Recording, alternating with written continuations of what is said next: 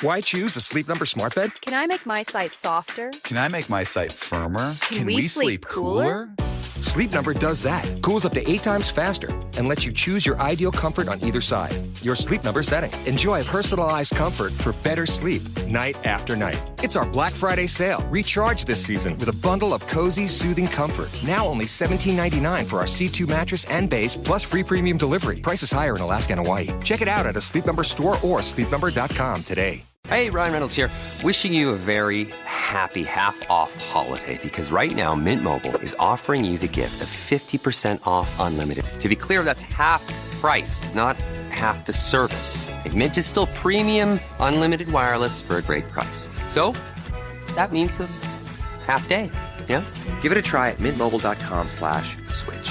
Upfront payment of $45 for 3-month plan, equivalent to $15 per month required. New customer offer for first 3 months only. Speed slow after 35 gigabytes if network's busy. Taxes and fees extra. See mintmobile.com. The kettle's boiled, Vic. Great. Perfect timing. Just a dash of milk for me, please, mate. Here you go. Shall we get started then?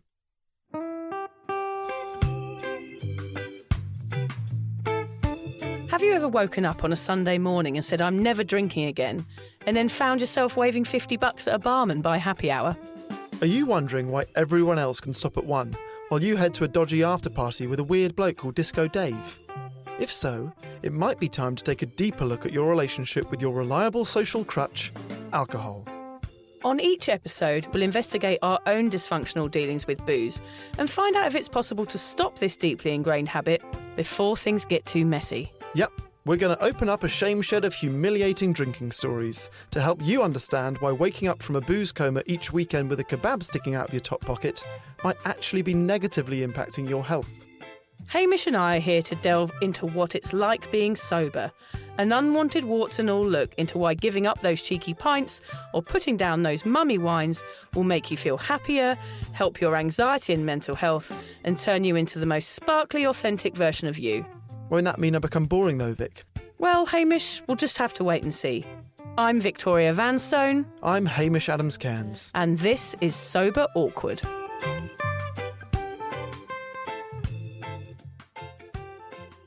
So, before we get into this episode, Vic, I was left a voice note earlier this week, which I want to share both with you and the listeners, because although I do not drink anymore, and I've not had to live through the drinking dreams or nightmares I know lots of ex-drinkers do, other people that I know are dreaming of me drinking. Oh, really? This is a voice note that I got played or got sent earlier in the week. If you want to listen to that. I just wanted to send you this voice message because I had the weirdest freaking dream about you last night. We were all in Edinburgh Fringe and you got really drunk and you were kind of lost from the group and couldn't find you for ages. And then I was about to go on and host some massive show and I bumped into you and you had fallen with your feet first into a toilet and you were shitting everywhere and you were so distressed and you were like, help me. Standing in a toilet, shitting everywhere, drunk. But you have actually done something quite similar to that, I haven't you? stood in a toilet. Well, you shat all over the place when you went I shat all over the travelling, place, didn't yes. You? That was doesn't sound too out of character. It's not. No, it Although sounds that was something my you would friend. do. That was my friend Elle. She was not there in Thailand, in Laos that year. But no, I met. Yeah, she one of my best friends from clown school. So even though you're not drinking, you are in some people's minds. Exactly. You are still fun for others. That's what's important. As I'm planting these drunk dreams in my friends' minds, and I stay relevant. I stay cool. Yeah, you stay cool.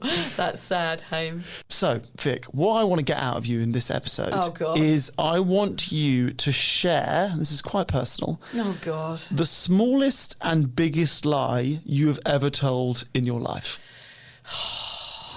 There's quite a few, I think, probably. Yes. I'm not a massive liar, Hamish. Well, we were all kids once. Because I'm a people pleaser, so I try and tell the truth all the time. And actually, this podcast wouldn't work if we were both liars. That's true. We're too bloody honest, you Well, we and I. have to be honest on the podcast. We have to be. Come on, you've told some white lies. On here? No, outside of the podcast world. Okay, so the small ones.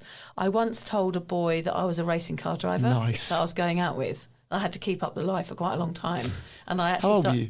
About 20. Oh, shit. Okay. Yes. Well, he met me and I had on it was kind of trendy to wear those sort of race jackets, like a driver. He was like, oh, are you a racing car driver? And I just went, yeah. And then I was going out with him for quite 3 weeks or something, and I had to sort of pretend that had to go off to the track and what cars I had to drive and things. Me and my friend Waddy, for a long time during our gap years, we used to tell girls that we were brothers and professional footballers. Yeah. Never worked. Never worked. Never got laid from telling a girl that I was a professional footballer. No. I always lied about my age, of course, to get into pubs. Do you remember you had fake IDs? Did you have the student IDs? I had my brother's passport, and somebody told me that a good idea was to cut out the picture page so it would fit in my wallet. So you had an old passport or his current one? Okay. So I cut it out, and turns out that does not work. Like, we need the full passport. This is just a piece of paper that you folded and put in your thing. I obviously livid with myself for years. I don't know who told me that was a good idea. I think we used to have student union cards or something. Oh, yeah, fake ones of those. I can't remember what it was, like STA travel card that had your date of birth on it. Yeah. And everyone was kind of passing them around and sticking their own photos in and stuff, yeah. God, I always used to lie about my age. Saying I'm fine, I've written here. That is like an everyday lie. Sure. That people go, even if I'm having a really shit day, people go, how are you? I'm like, yeah, I'm fine. Yeah. I'm absolutely fine. Okay, I know. When you say it like that, it sounds a little bit passive aggressive. Yeah, it looks mad. I'm absolutely fine. Yeah, I'm covered in shit. I'm fucking fine. So they probably know I'm not fine, but at least I think I'm lying. Sure. I lie to my husband all the time, Hamish. I hope he's not listening to this one. Examples being? I go shopping quite a lot. It's like a therapeutic thing for me. And I always come back and I say that, and if everything that I have bought was in the sale and that I've saved him money. Okay. Yeah. And I at least take half of the price off and I hide the labels and the receipts. Yeah. Yeah. And I do that probably, I don't know, twice a week. All right. Yes, I lie a lot. Week. Yeah. I always take at least $50 off the price. Yeah. I do it all the time. Do you reckon he's onto it and he knows it, but he just lets you do it because I think it keeps so. you sane? Well, do you know what? He's so nice, my husband. Like, if I say, John, I went out and bought a dress, guess how much it was? He would, and I'll be like, it was really expensive. And he's like, oh God, what was it? $400? I'm like, no, it was $100. He's like, oh, that's all right then. Yeah. I don't know why he starts high. I think he's trying to make me feel okay about it. The biggest one I ever told was a car accident, Hame. Right. I have mentioned this on the podcast before. It was when I was at university and I had gone to one lecture, the only lecture I went to the whole time I was there, which wasn't very long. And I said to the girl that I was supposed to be meeting up with and doing a project with that I couldn't make it because my friends had been in a car accident. Oh, yeah, that's bad. That is terrible, isn't it? And I pretended and I said I've been to the hospital and they're all really unwell and blah, blah, blah. Just because I was hungover in bed and I couldn't be asked to go. I made up this massive full-on lie. And then every time I saw her, I felt guilty. Yeah. It was just awful. Actually, from me telling you that now, I realise I am not good at big lies. I find it makes me feel sick. I think I think my granny has had 12 to 15 funerals. Okay. To get out of like work early on a Friday or Yes. Sorry, granny's funeral. Funnily enough, that's another one you just reminded me of. I was living in Thailand. My sister was getting married in France, and I told my job that my nan had died. My nan was at the wedding, but I had a week. I flew in, flew out, went to the wedding, and said, but I've been to a funeral. People do stuff like that all the time. People are going to email us and say, that's disgusting. You said your grandparents had died. We should have put that on cover. Tell us your biggest and smallest lie. Yes. Imagine what we would have got. We would have got some gems. Oh, yes, we'll get some. We'll do it. We'll do another episode. It's too personal. You can't ask strangers to tell you their biggest lies. They love it, though. It's like the shame shed. They love getting off their chests. You're right. Yeah, it's good. What about you, Hamish? Okay, so my smallest lies are those everyday. I would call them politeness lies. Okay, good. The lies that you have to tell to save face. Thank you, that food was lovely. Yes, I love books on trees as Christmas presents. Please do give me another portion of your corned beef. Corned beef. Yeah. You know that when you go out for dinner with me, I'm not saying any of those things. No. If I would never say that food was lovely. How dare you serve me that filth? Yeah. Runny eggs, fuck you. Yeah, true. Yeah, that's true.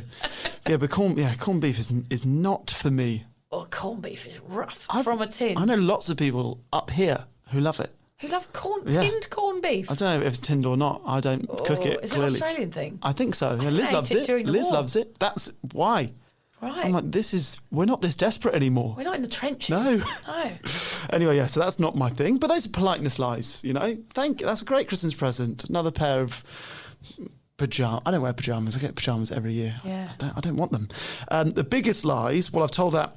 The lie I told to my parents about not throwing up at that fancy house, Yes. that remains my biggest lie and regret of my life. Outside of drinking, I would say I did once steal a fake watch from a night market in Hong Kong.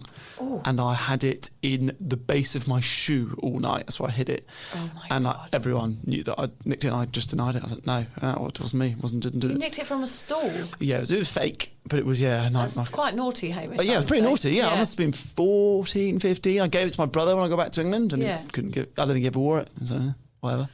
I forgot to mention a time I stole a car. Yes. I thought that's what you were referring to when you said the car accident. No, So is this no. yeah. I didn't really steal it, but I borrowed it without permission. Yes. From the owner. That's what I was doing with that Is watch. that stealing as well? Yeah. Actually, we're not stealing I or need lying. to return Yeah. that watch. We're borrowing things without people's permission, and that's okay. Yeah. Yeah. Carry on. That is what shoplifting is. I guess Yeah. that's what I did there. I told you about the time we got banned from Harrods for life for genuinely accidentally shoplifting a pen. Right. Yeah. I think- you would have shoplifted. Well, I was going to say, I think most people have shoplifted from Kmart a few times. Just put a little extra thing in your bag. Oh, listen, if an avocado goes through the self-service thinking it's a potato, so be it. So be it. Actually, it gives me a bit of a buzz doing things like that. Yeah, me too. Perhaps that could possibly be an addiction. I think we blame parenthood for that giving us a buzz rather than sobriety. Yes, I'd like to drive round car parks the wrong way because that gives me a better buzz than parenting. So I do things that make me feel good that aren't me being annoyed with my children. That is rock and roll. You know what? Liz called me a stickler for the rules this morning. We went to the gym and you had to do 4 reps of this thing. I was like, you got to do 4 of them. And she was doing 3 or something. She's like, I'm such a loser. Yeah. No, rules are there. Rules are not there to be broken. They're there for our own safety. You're so like John. We went to this fun run last week. It was the kids' colour run where they get all that chalk thrown over their heads like they do in India. Diwali, yeah. Yeah, Diwali festival. And they all run around and get this chalk. And the teacher had come around and said to all the parents that were throwing the chalk, please don't put it on the kids' heads. So I was just piling it on their heads and in their hats. And John was like, you can't do that. I was like, oh, God, you're such a stickler for the rules. Stop taking the fun out of fun run. So boring. So you're not much of a liar then, is what we discovered. I'm not much for lying. I've always been pretty good at not lying, actually. Okay. I think if we sat here for longer, I think we've both got a few more than There'll those ones. There'll be lots. Those are the first that pop into mind. There'll be everyone plenty. you're telling me is reminding me of another one I've told. Anyway, you can guess what today's episode is about. Lying and the role that alcohol actually has to play in it. We're going to take you through the full evolution process, a bit like your sober Darwins. From the little lies you tell your parents about why you were late getting home to the big ones you tell yourself about how bad your drinking has really gotten. You know my mate Nancy, who lives in New York? I don't know if you know about her. Of course not. I've never She's a met her. mate from Brighton. She's called her son Ezekiel. I was like, oh, that's a really interesting name. She said, why is your son? I said, why is your son called Ezekiel? She said, oh, he's named after my great-grandfather, Charles Darwin. No. Yeah. Nancy's great-grandfather is Charles Darwin. Ezekiel Darwin. Yeah, my mate. I don't know if I'm more surprised that your friend is Darwin's grandson or the fact that Charles Darwin's name's not Charles. No. Ezekiel. Charles Ezekiel Darwin, I think. Look that up. We're going to have to look that That is up in cool. a minute. Yeah. That could be a lie. That could be a lie. We're going to have to email her. Bet you it's a lie. Grandpa's a serial killer. If you've ever had a sip of alcohol in your life, which you probably have if you're listening to this, you've probably told a lie about it too. Now, we all know that lying is bad. It's one of the first lessons our parents teach us. But when it comes to alcohol, these lies become more frequent and more extreme. They can cost you friendships, break up relationships, lose you your career and threaten your life. We're not telling you this to shock or scare you. This is just sadly the way it plays out for millions of over-drinkers around the world. Reminding yourselves of the lies that you've told is not intended to fill you with guilt and shame, but to instead act as a motivator to get you to stay sober. I want to break down this episode into 2 different categories of lies. The first are the lies that we told others about our drinking, and the second are the lies that we told ourselves. So Vic, walk us through the long and dark path of the lies that you told others about your drinking. This was difficult because I think what you were trying to get at from me here, Hamish, by asking me that question was that I was going to say, I hid it, and I was like, not telling anyone about it. It was like it's big secret. But it was actually the opposite of that, which is how I managed to hide it, which is really interesting. Okay. It's my drinking was so socially acceptable. I never hid what I drank, ever. I wore the amount I could consume as a badge of honour. I wanted people to see what a brilliant boozer I was. I thought it gave me kudos, so I had to really sit and think about this question. My social absorption of my drinking was such a clever way of hiding a problem. But when I thought about it, there were some aspects of my drinking that were devious. Okay, here we go. Firstly, stealing money from my dad's wallet when I was younger, lying to my parents about where I was. I often said I was making mixtapes at a mate's house when actually I was at a doof party at a warehouse in London. The uni lie, which we've already talked about. Travelling, I didn't need to lie so much, but I did lie about my finger being blown off to my parents. I didn't lie when drinking, but I did tell John before I left when I was going out after I'd had kids that I was just staying out for one, even though I knew in my head that wasn't my plan. It was never my intention to not drink. But he always sort of believed me, but then was shocked when I sort of stumbled through the door at 3 a.m. I mostly lied to people the next day when hungover. I pretended I didn't remember stuff because it was too embarrassing.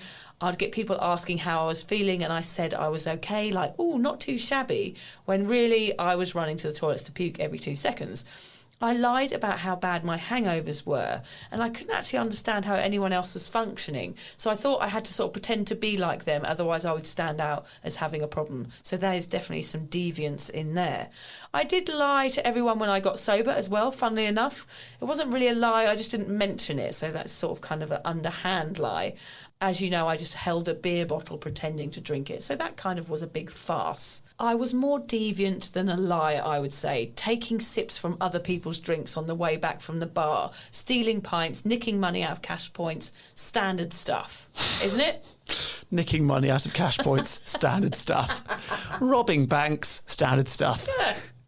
Standard stuff, Haynes. Standard lies, I would think say. you're calling yourself deviant because lie is a nasty word. Yeah.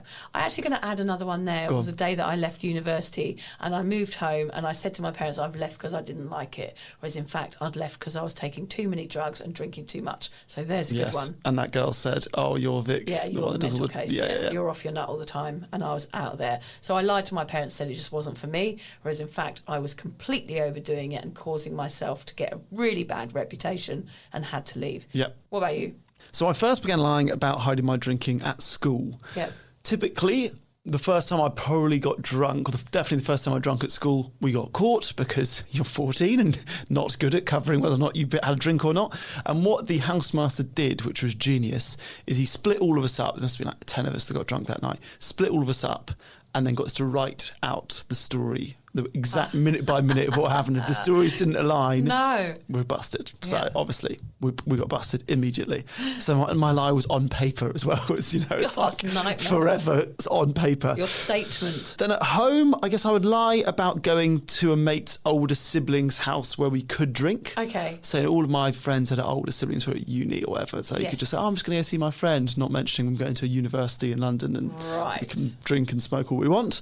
I denied knowing, this is quite good, I denied knowing how my brother's jacket stunk of puke when a mate of mine, we'd been drinking during the day, came over to my house for dinner, and during dinner, I think my parents they were at dinner but maybe not in the room, he opened the cellar door, threw up, closed the cellar door. Anyway, he threw up all on that jacket. Then we drove to Scotland the next day and the whole car reeked of puke. My parents were like, what is that smell? So I know he threw up on that jacket. So I had to sort of deny that. I obviously denied that it happened, then denied that we'd been drinking all day. I'm going to add one in there. Go on. My parents rented a house to some uni students one year, and when they came back to clear it up after uni had finished, they had a fold-out couch, and someone had puked in the couch and then folded it away. Nice. And it just stayed there. Yeah. Not good. Just to dry up. Yeah. Yeah, that's really nice. I grew up having migraines constantly. Like I was getting my brain scanned lots as a child. So my mum in particular has always been very conscious of like, Hamish gets migraines. Yeah. And I used that to claim that my hangovers were migraines. Okay. So I am whiter than white in my mum's eyes Right. forever. She's always thought Hayden doesn't drink as much as his friends because he gets migraines, which I've used as a tool to my own that's benefit. awful. I hope your mum's listening to this. No, she won't. She won't listen to this shit. I created stories as to why we were home late. You know, my parents were quite strict, so there were curfews. Yep. I sometimes missed the curfews. There was always a broken down bus or a broken down train, car, or yeah. you know, we were getting followed by some dodgy looking lads and had to sneak off into hide behind an alleyway or something. So yeah, I also, like any drinker, I used all the forms of deodorant and chewing gum to cover any sort of smells of booze or cigarettes. I always painted my friends out as being worse than myself with regards to booze to my parents. So my That's so parents thought genius. my friends were like really bad influences on Yes, me. yeah. You know, I could just paint them to be kind of awful. I did steal alcohol from the house. I didn't do that an awful lot because like my parents were not big boozers. So the only alcohol they would have in the house was like the spirits in the Yes. bottom cupboard, which The 80s they don't spirits. even drink it, you know. Left over from 1977. Yeah, so I wasn't. I did do it a bit. If they had beers, I would steal them, but not. You know, I don't like spirits at the best of times, let alone my parents' stuff. Why choose a Sleep Number smart bed? Can I make my site softer? Can I make my site firmer? Can we sleep cooler? Sleep Number does that. Cools up to 8 times faster and lets you choose your ideal comfort on either side. Your Sleep Number setting. Enjoy personalized comfort for better sleep night after night. It's our Black Friday sale. Recharge this season with a bundle of cozy, soothing comfort. Now only $17.99 for our C2 mattress and base, plus free premium delivery. Prices higher in Alaska and Hawaii. Check it out at a Sleep Number store or sleepnumber.com today. Did I talk too much? Should have handled Can't that I just better. let it go? I wish I would stop. Overthinking so much. Did I talk too much? I wish I would stop. Overthinking so Let it go. much. Take a breath. You're not alone. Let's talk about what's going on. Counseling helps you sort through the noise with qualified professionals, and online therapy makes it convenient. See if it's for you. Visit betterhelp.com/randompodcast for 10% off your first month of online therapy and let life feel better. But I would say that the lies that we tell others about our drinking are sort of the level one lies, okay? Almost every drinker has done those. Things get really serious when you start lying to yourself, is what I would say. Oh, okay. That's Yes. like a twist on it, Haim, isn't it? Yes, so lying to others is actually mostly little white lies about little things that I people think wouldn't so. really care about. But then when you start lying to yourself, it's a different kettle of That's fish. maybe a sign that you've got a problem. Yeah, right. I never thought about it like that, Haim. That's really interesting. And actually, it relates to our last episode about getting to know yourself and trust yourself. If you're lying to yourself, how are you going to trust yourself? Exactly. So, yeah, sobriety changes all that, that's for sure. Most ex-drinkers, wherever you sit on the alcohol spectrum, are probably nodding along and ticking those off as we list them. Alcohol makes us lie. It's as simple as that. Here are some other lies that drinkers regularly tell. One of them is downplaying how much you've consumed. For sure, yeah, Yes, I've done I that definitely to my did that. parents. Yeah. Saying they didn't drink when they did, Yep, telling you that everyone was drinking when they weren't. citing a false reason for their drinking. Any excuse. That's funny. Lying about where they were going and not telling you at all. Yep. Claiming they can stop any time they want. Blaming others for their drunken mistakes or injuries. Comparing their drinking habits to more severe cases of alcoholism. Oh, yes. Being dishonest about finances and how much money is spent on alcohol. And lying to or manipulating others to guilt them into getting the individual more alcohol. Oh, did yes, you I've ever done that, did you yes, like hang outside of bottle Yes. shops or supermarkets? Yeah. I can remember doing that. What was the offie in England called? Like, what Londis. Londis, yes. Yeah. He used to hang outside Londis. Because you used to sell cigarettes in the offie Yeah. as well, didn't you? Yeah, so there was this guy used to, I think his name was Maggot or something, and he used to carry a stereo on his shoulder, and he'd walk around playing like rap, and and Maggot was the go-to. 'cause And he your was like, crew was the Fly. Yeah, no, this the was flies this and the way maggot before hanging the out is flies. nice. Yeah. This was way before the flies, but when I was about 14, we used to kind of wait for Maggot to come along, and he was like 19, and we'd go, Maggot, go and get us a bottle of white lightning. And you tip him. No, he'd never tip him. He loved it. Oh, a lovely guy. He was sort of a bit of a loser, so like... Just trying to hook up with you. Yeah, probably. Yeah. It's sort of one of those sort of 20-year-old guys that sort of hangs around in parks with 15-year-old girls. It was I a bit weird. had the opposite thing happen to me when a mate of mine's older sister asked me to go buy her tampons. Oh, God. And I had no sisters. Why did you do that? I don't know. One was just a power move. That's pretty funny. But I didn't even know what tampons looked like. And I remember being so ashamed to go into this chemist and be like, I'm looking for tampons. I was so embarrassed. That's actually really mean of her to do that. It was a bit, yeah. I'd still, actually, Liz asks me to do it still now, but I always get the wrong ones. There are so many different types. I need photographs. Anyway. Of course, lying to your parents about your drinking in your teens and early 20s is one thing, but lying to your friends, your partner or your boss as you get older can have far more serious consequences. It can cost you everything. I'm going to catch you a bit off guard here, Vic. Oh, God, what are you going to do? Flick your dick at me or something weird? Put your pants down? I'm not going to flick my dick at you. I'm going to drop a couple of quotes at you, even though we are midway through the episode here. Okay, I can cope with that. There is a reason for it. I kind of feel like they fit here. It's not just random. Okay, good. So in my research, I couldn't find a better way of putting together the effect of a drinker's lies than these two quotes. Oh, brilliant. The first is by Stephen King. I used to date his granddaughter. Oh my God, we've got such good weird connections. I didn't. Oh, you didn't? No, of course not. No. He said, the trust of the innocent is the liar's most useful tool. Oh, say it again. The trust of the innocent is the liar's most useful tool. Okay, so that's exactly what you did to your parents. What I did to my mum. Yeah. I know that I probably used my parents' innocence and total trust and devotion to me to deceive them. I used it as a tool and I am ashamed of it. I never got to the stage where I was lying to friends or partners, which I am pleased about, because they would have been far harder to lie to than my parents. I don't have that constant, unquestionable love in the bank with my friends or bosses or whatever, like I did with my parents. But did you ever take advantage of that in any way? Always. Yeah. That was the one thing I loved taking bad, advantage isn't it? of. It's manipulative. Terrible. It's really manipulative. My parents knew I was a devious little rat, but perhaps not to the level that they thought. Hence, my dad is not allowed to read my book. Not allowed to? No, I don't need him to know all that stuff. He still thinks that I'm quite a nice person. He comes across well in the book as well. Yeah, he comes across well, but I just don't want him to read about everything. But your mum can. She's read it already. Yeah. Yeah, so she's allowed to know the truth, but I think my dad can continue to be lied to and still pretend that his daughter is okay. Write another book which only your dad can read, where you are a saint. Yeah, okay, that's a good... I don't want to put my dad in an early grave by reading my book. I think he'd be a bit shocked. Yeah. There's no need for an 85-year-old man to read my book, I would say. Yeah. Although, we need every cell we can get, so if you are 85-year-old, feel free to buy it. It's a very good book, very relatable. I used their love for me as a tool against them, Hamish. Isn't that awful? Yeah. I think all children do, though. For sure. Yeah. And from an early age, you know how to play that. Yeah. I bet you've had your 4-year-old manipulate you already. All the time. Yeah. Yeah, does it all the time. Weird, isn't it? I know, it is odd.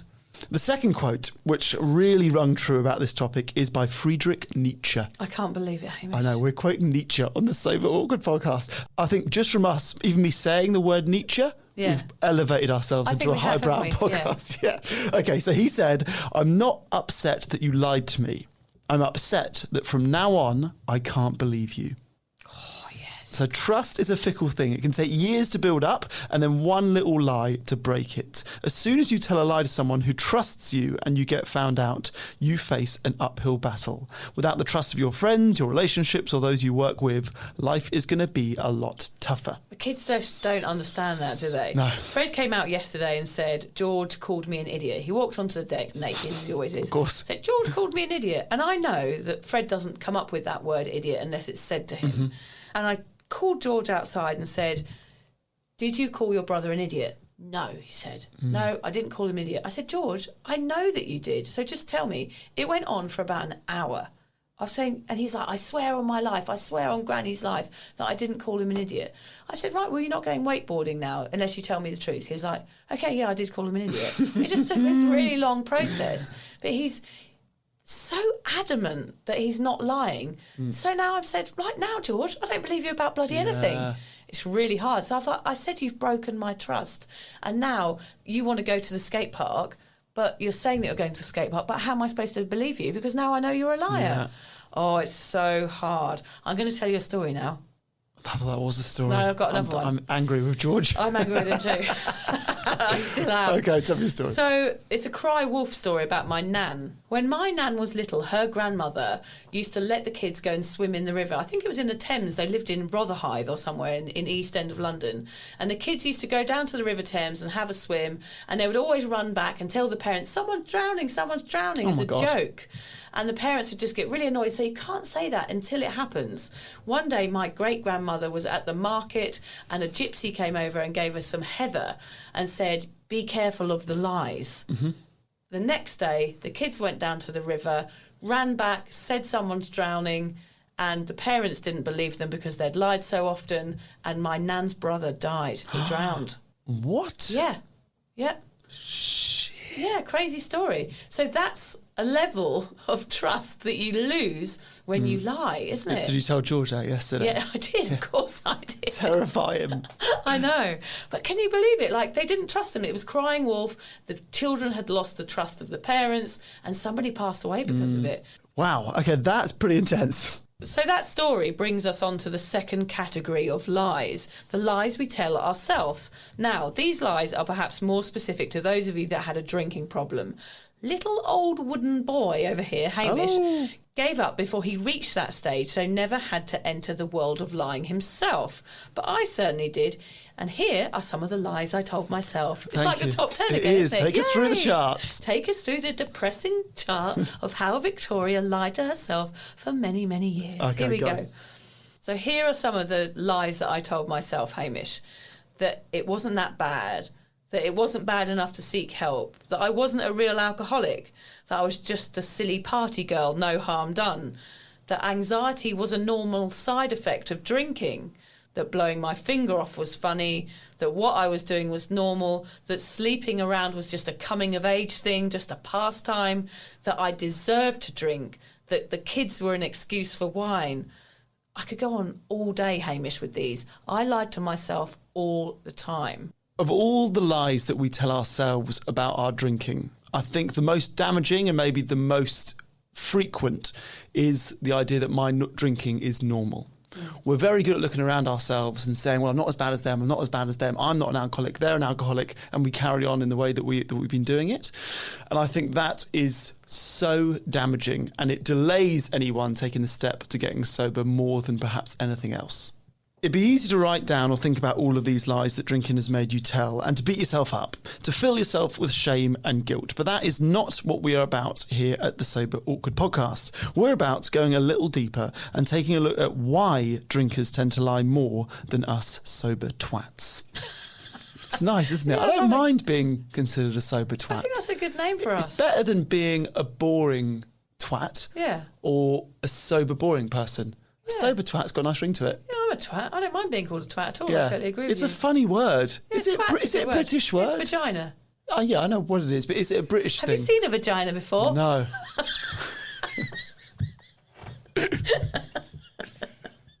Only in biology books.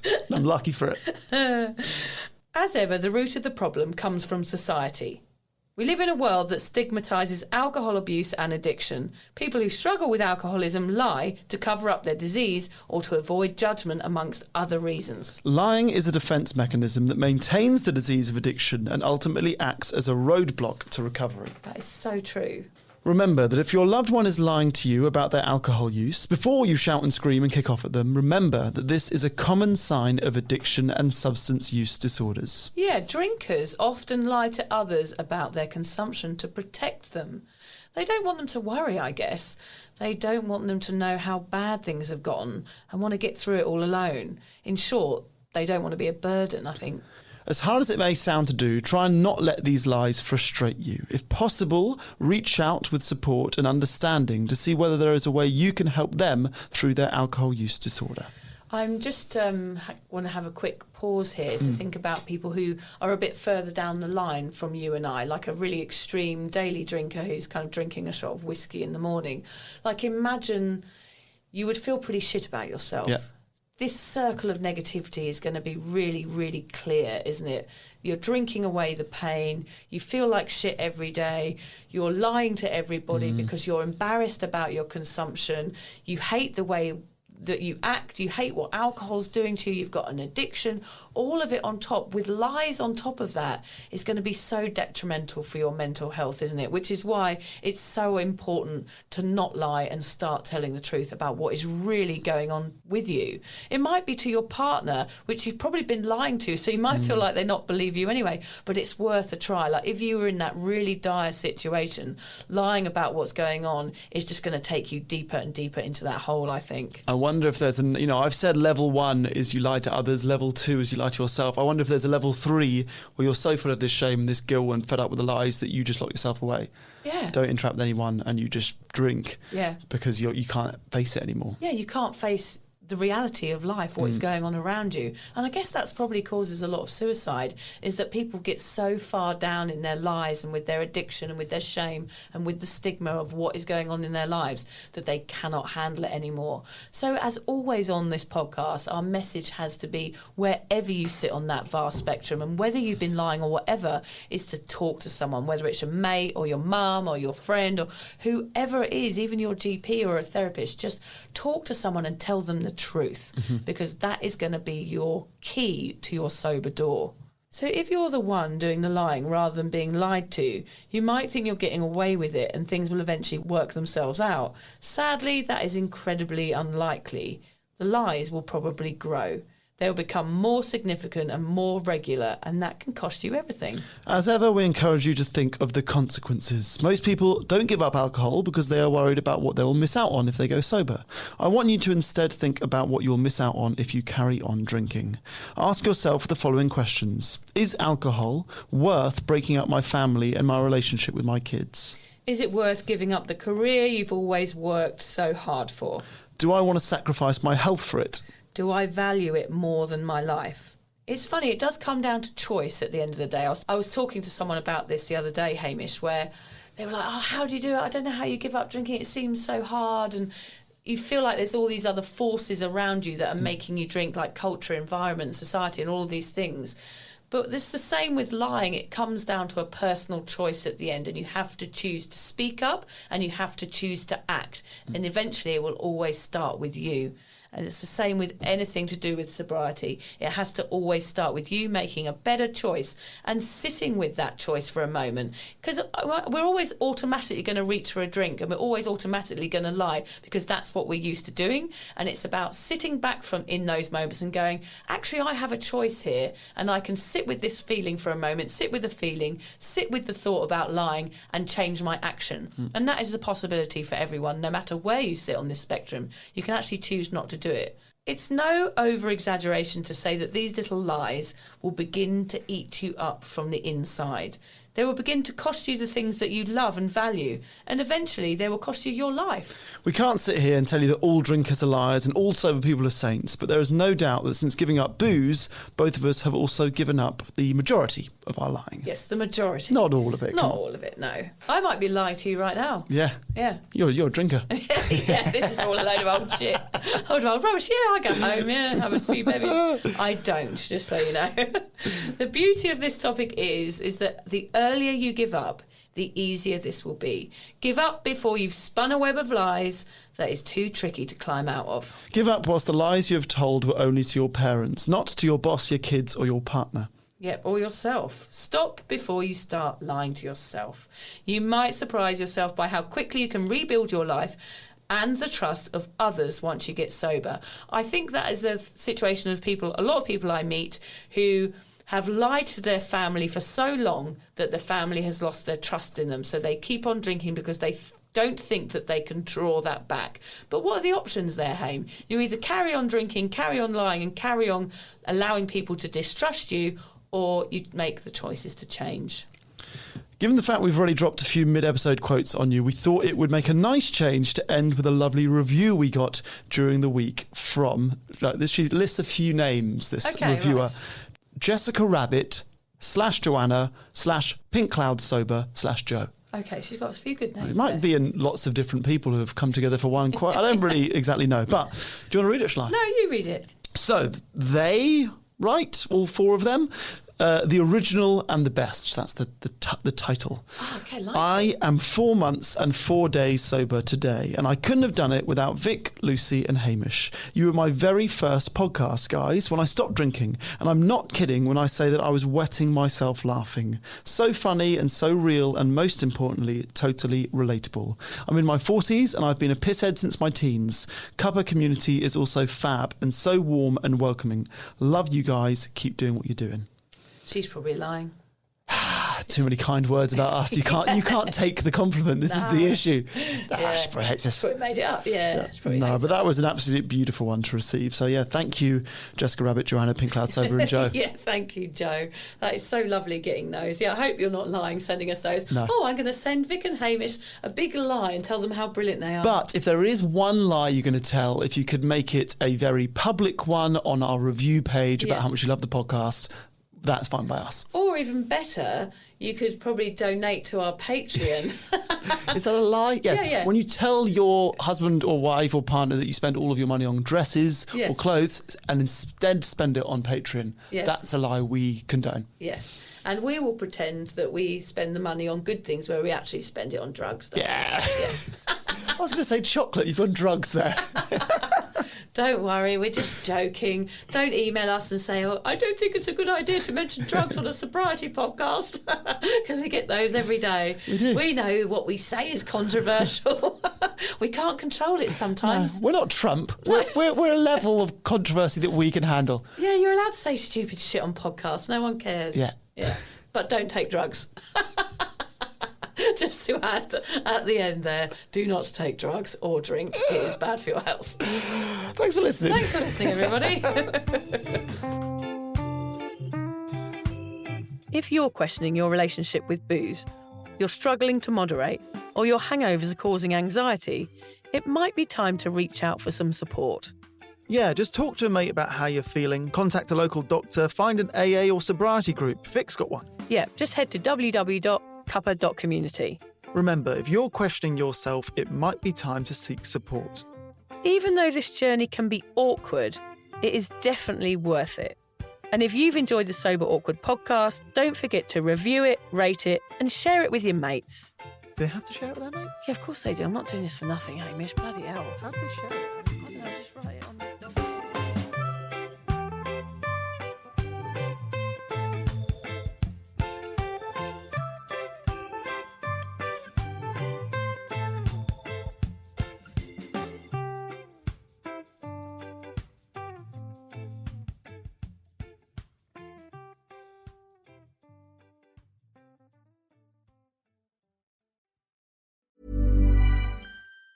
Why choose a Sleep Number smart bed? Can I make my site softer? Can I make my site firmer? Can we sleep cooler? Sleep Number does that. Cools up to 8 times faster and lets you choose your ideal comfort on either side. Your Sleep Number setting. Enjoy personalized comfort for better sleep night after night. It's our Black Friday sale. Recharge this season with a bundle of cozy, soothing comfort. Now only $17.99 for our C2 mattress and base, plus free premium delivery. Prices higher in Alaska and Hawaii. Check it out at a Sleep Number store or sleepnumber.com today.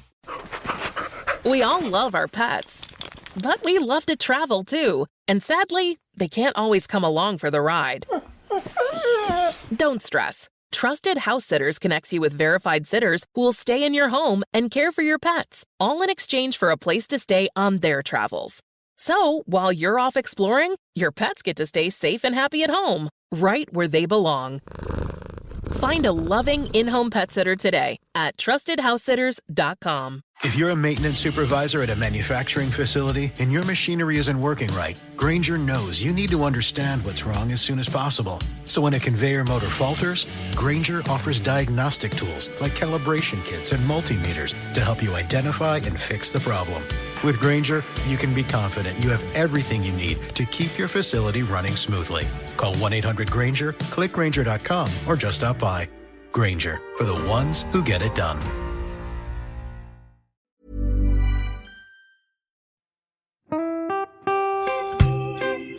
So, as you probably know, my comedy memoir, 1,000 Wasted Sundays, is officially out. All my magnificent fuck-uppery in one awkward hit.